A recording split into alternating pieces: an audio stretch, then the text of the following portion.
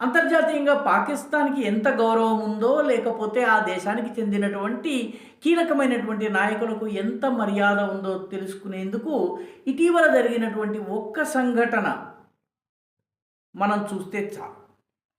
పాకిస్తాన్ యొక్క interior minister అయినటువంటి మొహసిన్ నఖ్వీ ఇటీవల లండన్‌కి వెళ్లారు.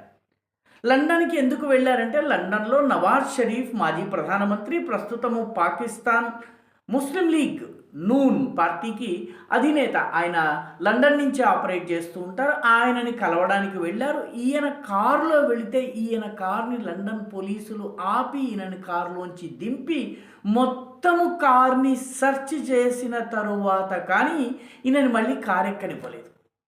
అంటే నేను మంత్రిని, నేను పాకిస్తాన్‌లో పదవిని అనుభవిస్తున్నటువంటి వ్యక్తిని అని చెప్పినప్పటికీ లండన్ పోలీసులు పట్టించుకోకుండా పూర్తి స్థాయి సోదా చేసిన తరువాతే ఆయన్ని వదిలారు.